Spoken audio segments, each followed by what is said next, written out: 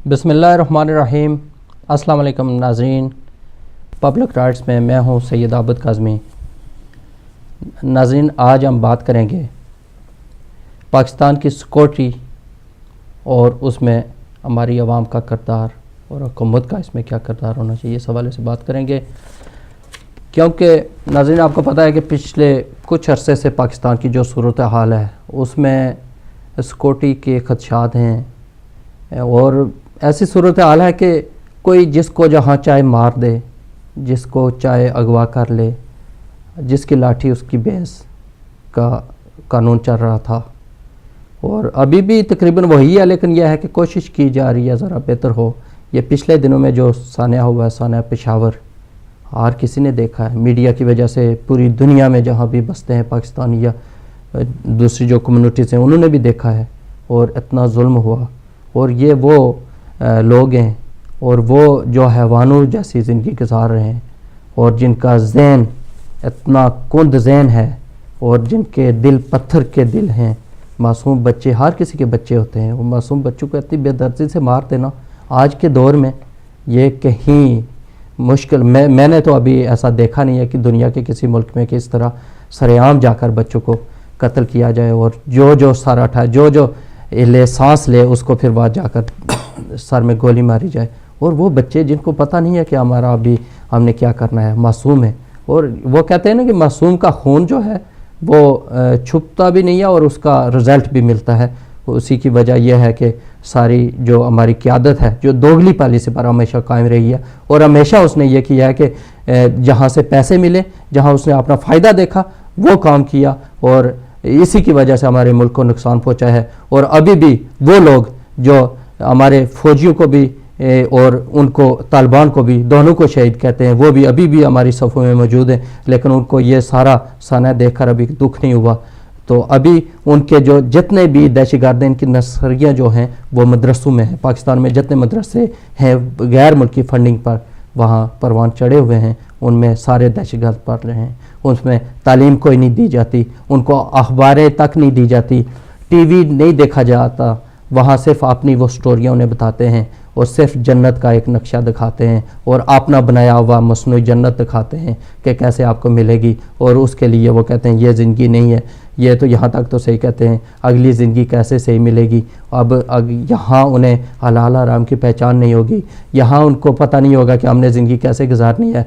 ये जो इम्तहान है इसकी तैयारी ठीक नहीं होगी, आगे जाकर उन्होंने क्या करना है। और यही वजह है कि आज देख लें हमारी कम्युनिटी पूरी दुनिया में जहाँ भी है और यही सोचती है कि अभी हो क्या रहा है। तो अभी जिस सिलसिले में मैं खराजा अक़ीदत पेश करता हूँ उनको फैसल रज़ा आबदी को, जिन्होंने मुहिम चलाई और आज यह हुआ कि पाकिस्तान की अदालतें सही काम नहीं कर रही थी, फ़ौजी अदालतें कायम हुई हैं। ये अब हमें थोड़ा सा नज़र आ रहा है कि शायद कोई इंसाफ हो, क्योंकि वो दहशतगर्द 7,135 दहशतगर्द जिनको ऑर्डर हो चुके हैं फांसियों के, हमारी जेलों में पड़े हुए हैं और हमारी कौम का टैक्स का पैसा उन पर लग रहा है और इतना 7,000 बंदे कितने लोगों का खर्चा खा रहे हैं। तो ये लोगों ने जो मुहिम चलाई है कि उनको फांसी पर लटकाया जाए ताकि इबरत हासिल हो और ऐसे जानवरों से हमारी कम्युनिटी की जान बच सके। बहरहाल सिक्योरिटी के सिलसिले में हमने बात करनी थी, सिक्योरिटी के सिलसिले में आज बात करेंगे। हमारे साथ लाइव कॉल पर मौजूद होंगे ऑस्ट्रेलिया से शिया सेफ्टी के सेक्रेटरी जनरल सीरत अब्बास साहब, उनसे भी पूछेंगे। और हमारे स्टूडियो में जो मेहमान तशरीफ़ रखते हैं जनाब एजाज सिद्दीकी साहब का तल्लुक़ तारीख मनाज कुरान से है। ये सबका सेक्रेटरी जनरल रह चुके हैं और अभी भी इनका मोस्ट सीनियर हैं ये अपने मनाज कुरान के, ये हमारे स्टूडियो में तशरीफ़ रखते हैं। और दूसरे चौधरी ज़फ़र इकबाल एडवोकेट साहब, जिनका तल्लुक़ लिबरेशन लीग आज़ाद कश्मीर से है और ये भी हमारे स्टूडियो में तशरीफ़ रखते हैं। इनसे भी राय जानेंगे कि सिक्योरिटी के सिलसिले में ये क्या कहते हैं और हमें क्या करना चाहिए। बहरहाल सिद्दीकी साहब, आप बताएं सबसे पहले कि ये जो पाकिस्तान की सूरत हाल है इसमें अगर जो जदीद तरीक़ाकार है सिक्योरिटी का हमारा, अगर उसको अपनाया जाता तो क्या आप समझते हैं कि कुछ बचत हो सकती थी जो बच्चों का इंसिडेंट हुआ है? औज़ु बिल्लाहि मिनश शैतानिर रजीम, बिस्मिल्लाहिर रहमानिर रहीम। शुरू करता हूँ रब्बे जलील के बाबरकत नाम से। सबसे पहले तो काज़मी साहब मैं आपका शुक्रिया अदा करता हूँ कि आपने मुझे अपनी गुनागो मसरूफियात में मुझे आपने टाइम दिया, मैं आपका ममनून हूँ। दूसरा, हिदायत ٹی وی کے انتظامیہ کا مشکور ہوں کہ جنہوں نے مجھے اور تحریک منہاج القرآن کے پلیٹ فارم پہ مجھے بولنے کی اور ہدایت ٹی وی کے چینل سے بولنے کی جو ہے وہ اجازت فرمائی. میں آپ کا ممنون ہوں. آپ نے بڑا امپورٹنٹ سوال کیا کہ جدید ٹیکنالوجی کے توسط سے پاکستان کی سیکیورٹی اس وقت کیا کردار ادا کرے گی اور اس کا کیا پلان ہے. بات یہ ہے کاظمی صاحب کہ جو قومیں یا جو گورنمنٹس اپنے فیوچر پلان یا تھنک ٹینک کے ذریعے اپنے ملک کا نظام چلاتی ہیں وہ ہمیشہ آگے چلتی ہیں. میں یہاں سے بات کو کوٹ کروں گا پھر آگے چلوں گا. سانحہ پشاور میں چونکہ کمیونٹی سے تعلق رکھتا ہوں, میری ہندو کمیونٹی, سکھ کمیونٹی, جوئش کمیونٹی کے ساتھ آئے دن میٹنگز ہوتی ہیں, ان سے ملاقاتیں ہوتی ہیں. جہاں جہاں جس شخص نے یہ سانحہ دیکھا اور سنا وہ خون کے آنسو ہوا اور اس نے کہا یہ انسانیت سے بالکل بالا تر ہے, یہ انسانوں میں نہیں آتا, یہ کوئی انسان یہ کر سکتا ہے. بار یہ بہت بڑا عظیم سانحہ ہے. اب آتا ہوں جدید ٹیکنالوجی اور پلان کی طرف. یہ 4 نومبر 2014 کی بات ہے کہ امریکہ نے اپنے آپ کو سیف کرنے کے لیے کینیڈا کے ساتھ بیٹھ کے ایک beyond the border action plan set up کیا. یہ فیوچر کی باتیں ہو رہی ہیں. تو ہم پاکستان میں کچھ پارٹیاں جو ہیں وہ آج سے 4, 5, 6, 10 سال پہلے وہ پاکستان کو بتا رہی ہیں کہ ہمارے اندر طالبان موجود ہیں, ہم نے ان کے اوپر کو کام کرنا ہے. پاکستان کی سیکیورٹی محفوظ ہاتھوں میں نہیں ہے, ہماری قوم, ہمارے مستقبل کے بچے جو ہے وہ محفوظ نہیں ہیں. اس پہ ابھی آ کے گورنمنٹ نے جو پلان سیٹ اپ کیا ہے دیکھتے ہیں کہ وہ ان کا پلان جو ہے وہ کہاں تک درست ہوتا ہے, کہاں تک کام کرتے ہیں. بہرحال پاکستانی عوام ہونے کے ناطے ہماری تو یہ رائے ہوگی کہ پاکستان میں جدید قسم کے ٹیکنالوجی کیمرے وصل کیے جائیں اور اس کے ساتھ نیبرہڈ. ایک کال آئی ہے, ایک منٹ. جی السلام علیکم. جی وعلیکم السلام. جی سیرت عباس صاحب. ہیلو. جی آواز آ رہی ہے؟ جی آ رہی ہے. جی آ رہی ہے. آپ کیونکہ ابھی ہمارے ساتھ لائیو پروگرام چل رہا ہے تو آپ کے سلسلے میں بھی بات ہو رہی تھی. ابھی ہمارے ساتھ جو گیسٹ بیٹھے ہوئے ہیں یہ اجاز صدیقی صاحب ہیں اور ظفر ایڈوکیٹ صاحب ہمارے پاس بیٹھے ہوئے ہیں.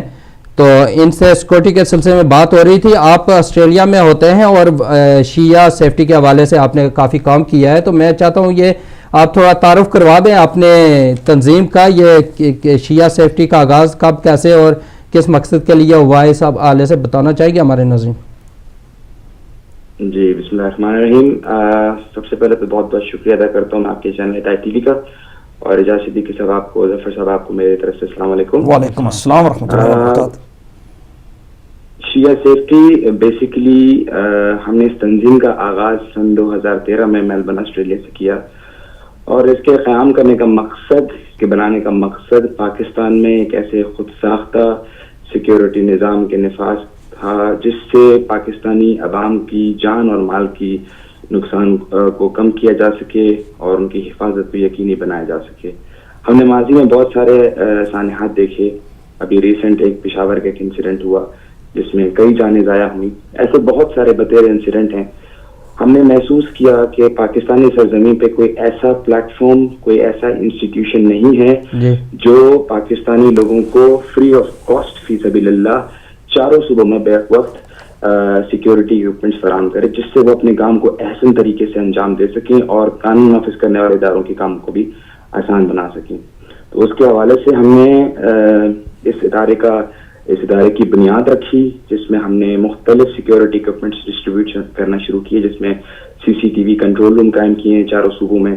اس کے ساتھ ساتھ ہم لوگ metal walk through gates, metal hand detectors اور کمیونیکیشن کے حوالے سے جو آلات ہیں, واکی ٹاکیز اور ہائی فریکوینسی ریڈیوز, وہ ہم ایسے افراد کو دے رہے ہیں جو حساس مقامات کی سیکیورٹی پہ مامور ہوتے ہیں, جس میں امام بارگاہ ہیں, مساجدیں ہیں اور جلوس کی گزرگاہیں ہیں. تو وہاں پہ کیونکہ دہشت گردی کا رسک زیادہ ہوتا ہے, دہشت گرد وہاں پہ زیادہ اٹریکٹ ہوتے ہیں ان جگہوں پہ ہٹ کرنے کو, تو ہم چاہتے ہیں کہ ان کو اکوموڈیٹ کیا جائے تاکہ وہ لوگ اپنے کام کو بہتر طریقے سے انجام دیں اور with in the system legal frame میں رہتے ہوئے قانون کو بالا تر رکھتے ہوئے قانون کی مدد کریں تاکہ اس قسم کے دہشت گرد عناصر کی نشاندہی ہو سکے. جی اچھا یہ بتائیں کہ اس کے آپ کا جو سسٹم ہے یہ آپ کمرشلی وہاں لگاتے ہیں یا ہیلپ کر رہے ہیں؟ نہیں عابد صاحب، جس طرح میں نے آپ سے ذکر کیا کہ یہ بالکل ایک فی سبیل اللہ سروس ہے جی، ہمارا کوئی اس میں موٹیو پروفٹ ارننگ نہیں ہے. یہ ہم والنٹرلی بیسس پہ ہم لوگ خود آگے آئے ہیں کیونکہ ہم نے اس میں اخلاقی ذمہ داری سمجھی ہے. حالانکہ یہ ایک ریاست کی اور گورنمنٹ کی ذمہ داری ہوتی ہے عوام کو تحفظ فراہم کرنا، اور ہم اس بات کو دیکھ رہے ہیں کہ گورنمنٹ پوری طرح سے فیل ہو گئی ہے. تو ہم لوگ کے ابھی انتظار کیے بغیر ہم چاہتے ہیں کہ ہم لوگ خود آگے بڑھیں اور کمیونٹی بیسس پہ لوگوں کو ان چیزوں سے متعارف کروائیں، لوگوں کو اکوموڈیٹ کریں تاکہ وہ اپنے دفاع کو یقینی بنا سکیں. جی آپ ہمارے ساتھ رہیے گا. ابھی ظفر اقبال صاحب سے پوچھتے ہیں، بات کرتے ہیں، اس کے بعد پھر آپ سے دوبارہ بات کریں گے. ادھر ہی آپ ہمارے فون پر ہی رہیے گا. جناب چودھری صاحب آپ بتائیں کہ یہ جو صورتحال پاکستان میں دیکھی ہے اور بچوں کا جو انسیڈنٹ ہوا ہے اس کے بعد کیا جو صورتحال ہے اور اس میں سیکورٹی کے حوالے سے ہمارے اداروں کو اور حکومت کو کیا کرنا چاہیے؟ اعوذ باللہ من الشیطان الرجیم، بسم اللہ الرحمن الرحیم. میں سب سے پہلے آپ کا شکریہ ادا کرتا ہوں اور اپنے ادائی ٹی وی والوں کا بھی. اور آج آپ نے جو یہ واقعہ ہوا ہے پاکستان اور پشاور میں خاص کر، یہ تو میرے خیال میں کربلا کے بعد ہی سب سے بڑا واقعہ ہوا ہے اور اس کی جتنی بھی مذمت کیجیے کم ہے.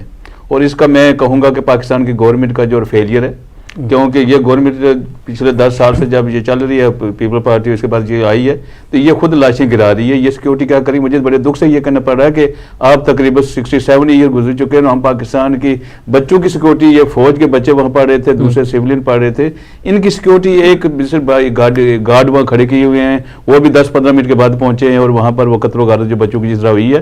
میں ایک بات دنیا کی اور ماؤں سے کہنا چاہتا ہوں اور باپ سے کہنا چاہتا ہوں کہ آپ دنیا میں سب کے دشمن ہو سکتے ہیں لیکن اپنی اولاد کا کوئی دشمن نہیں ہو سکتا. تو ہم سب کو یہ سوچنا چاہیے کہ ہم اپنے آنے والی نسل کو یہ کن درندوں کے بس چھوڑ جا رہے ہیں اور یہ ملک کو ہم کہاں کس طرح لے کر جا رہے ہیں.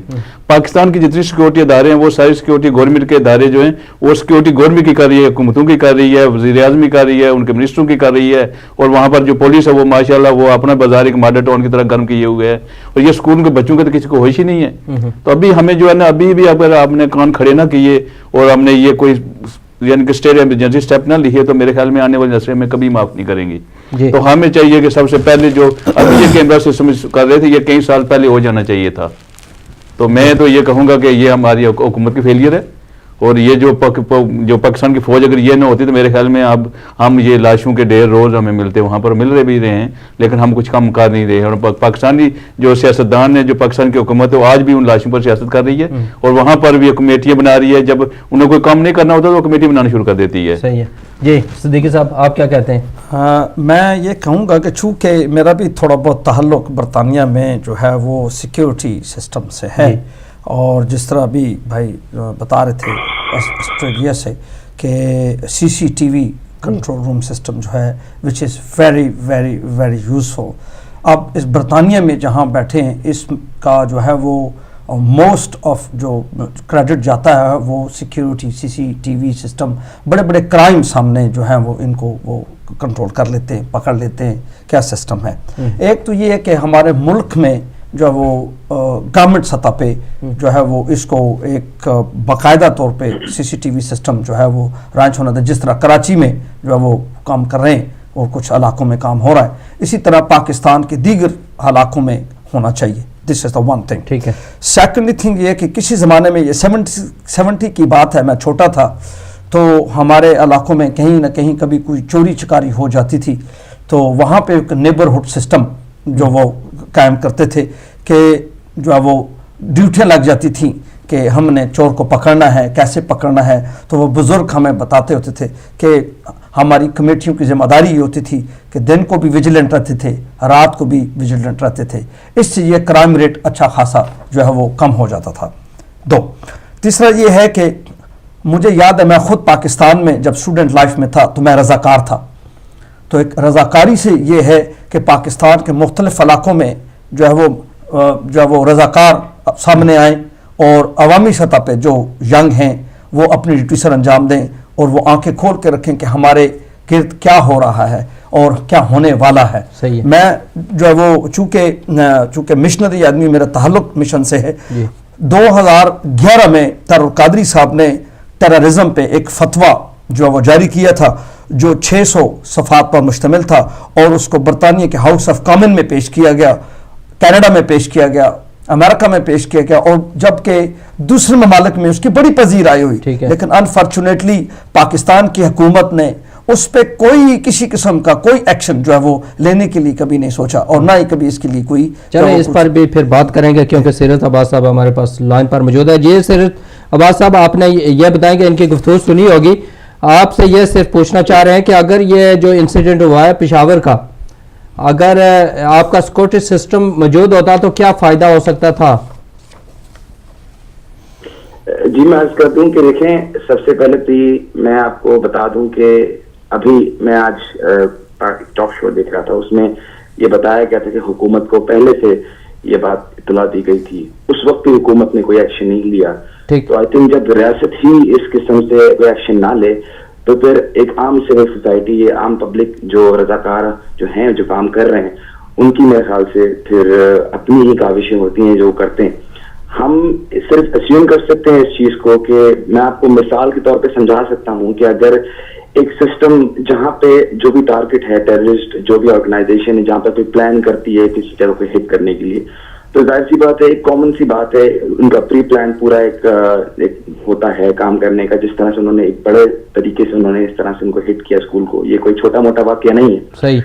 اگر یہ سسٹم وہاں پہ ہوتا اور مانیٹرنگ ہو رہی ہوتی، اور اگر ایسے کوئی مشتبہ افراد یا ایسی کوئی نقل و حرکت ہو رہی ہوتی پہلے سے جس کا مانیٹرنگ ہو رہی ہوتی سی سی ٹی وی کے اوپر، تو شاید وہ چیز پریونٹ کی جا سکتی تھی. ہم لوگ ہمیشہ بعد کی چیزوں کے بارے میں سوچتے ہیں کہ بعد میں کیور کس طرح کیے جائیں، اور میرے خیال سے پریونٹیبل میجرز کے اوپر زیادہ سوچا جائے تو بہتر ہے. جس طرح سے حکومت نے لواحقین کو 5-5 لاکھ روپے جو بھی اماؤنٹ انہوں نے طے کری، اگر یہی اماؤنٹ وہ سیکیورٹی میں خرچ کرتے تو میرے خیال سے اتنی نوبت نہ آتی. اور یہ جو ہم چیزیں دے رہے ہیں یہ بیسیکلی ایک لیئر ایڈ کر رہے ہیں سیکیورٹی کے اوپر. دیکھیں، ریاست کی ذمہ داری ہوتی ہے، قانون نافذ کرنے والوں کی ذمہ داری ہوتی ہے کہ مجرموں کو پکڑنا، قانون کے کٹہرے میں لا کے کھڑا کرنا، ان کو پروسیکیوٹ کرنا. جو بھی یہ سارا پروسیس ہے یہ ایک حکومتی سطح پہ ہوتا ہے. جو میں سول سوسائٹی کے، ابھی میرے خیال سے ظفر صاحب نے بڑی زبردست بات کری کہ جو سول سوسائٹی ہوتی ہے یہ ہمیشہ پولیس کے ساتھ مل کے چلتی ہے. مہذب معاشروں کا یہی دستور ہوتا ہے کہ جو سول سوسائٹی ہوتی ہے، کمیونٹی ہوتی ہے، اپنی سروسز آفر کرتی ہے، اور یہ صرف نشاندہی کر کے دیتی ہے. باقی کا جو سارا کام ہے وہ لا انفورسمنٹ ایجنسیز کا ہوتا ہے، حکومت کا ہوتا ہے، اور میرے خیال سے بات اب بہت اس سے آگے نکل چکی ہے. جی ظفر صاحب، جس طرح آپ نے ان کی گفتگو سنی، میں ایک بات سے تھوڑی عرض کر دوں کہ ہمارے ملک میں سب سے بڑی کمزوری جو ہے نا امپلیمنٹیشن کی ہے. اب دیکھیں ماڈل ٹرین میں سامنے گولیاں مار رہے ہیں، آج تک پرچہ نہیں ہوا، کوئی پکڑا نہیں گیا. فیصل آباد میں جناب سامنے وہ ایک نماز نام کا آدمی قتل ہوا، وہ قاتل جو ہے وہ 7 پولیس کے ساتھ پھیر رہے ہیں، وہ پکڑا نہیں گیا. تو جب تک یہ لوگ ان لاشوں پر سیاست کرنا چھوڑیں گے نہیں تب تک یہ نا امپلیمنٹیشن نہیں ہوگا. کیمرے تو دکھا دیں گے، پروف موجود ہے، کیمرے کے سامنے روز ٹی وی پہ دکھا رہے ہیں، لیکن کچھ کم نہیں ہو رہا. یہ کرنا ہی نہیں چاہتے. جب تک یہ کرنا نہیں چاہیں گے ہمارے ملک میں کبھی ترقی نہیں ہو سکتی، جب تک ہم امپلیمنٹیشن کی طرف نہیں جائیں گے. یہ قانون کمیٹیاں بنانا، اس میں دیکھیں سول سوسائٹی جتنی پاکستان کی ہے وہ گھر گھر میں موجود ہے، وہاں سے خبریں آ سکتی ہیں، ٹیررسٹ میرے گھر کے ساتھ رہ رہے ہیں، ادھر رہنے یہ خبریں دے سکتی ہے، پولیس کو پہنچا سکتی ہے. لیکن اب یہ جو فوجی عدالتیں بنی رہی ہیں، میرے خیال میں دیکھیں وہ پھانسی کا جو انہوں نے اعلان کر دیا تھا، اور کچھ گورنمنٹ حکومت نے پھر اپلائی کیا جناب، اس کو معطل کروا دیا. تو جب یہ پھانسیاں لگ رہی ہیں، کتنی سیکورٹی ہماری جو ہے یہ ٹیررسٹ کے جو ہے سیکورٹی پر لگی ہوئی ہے، جیلوں میں لگی ہوئی ہے. یہ وہی اگر ان کو فارغ کر دیں تو وہی سیکورٹی جو ہے آپ کے ملک میں عوام کے کام آ سکتی ہے. لیکن ہم جو ہے نا وہ اس پر بھی سیاست کر رہے ہیں، اور یہ ٹیررسٹ جو معطل کر رہے ہیں پھانسیاں، اس پر بھی ہم نے رشوت کرپشن کا یہ ایک اور بازار جو کھل گیا ہے، اس کو یہ گورنمنٹ اس کو بھی اچیومنٹ کرے گی اور اس پر امپلیمنٹیشن نہیں کرے گی. اگر یہ کرنا چاہتی ہوتی تو ماڈل ٹاؤن کی جو قتل ہوئے وہاں پر سامنے آپ دیکھیں تقریباً 67 سال گزر چکے ہیں، آج تک کشمیر کی پالیسی نہیں ہے. گلگت بلتستان کو پاکستان میں شامل کر لیا ہوا ہے، اور ہندوستان کو جناب باور نہیں کروا سکا کہ یہ اب کشمیر کشمیریوں کا ہے، کسی کا ٹوٹنگ نہیں ہے. تو ہم کشمیری بھی اسی 67 سال سے لڑائی کر رہے ہیں. اس پر پھر گفتگو ہوگی، جی میں وہی کہہ رہا ہوں کہ وقت ہو گیا ہے، اسی کے ساتھ لنک کر رہی ہے. ہمارا وقت ہو گیا بریک کا. شارٹ بریک پر چلتے ہیں، اور اس کے بعد جناب اعجاز صدیقی صاحب اور ظفر صاحب اور سیرت عباس صاحب آپ سے پھر دوبارہ بات ہوتی ہے. ملتے ہیں شارٹ بریک کے بعد.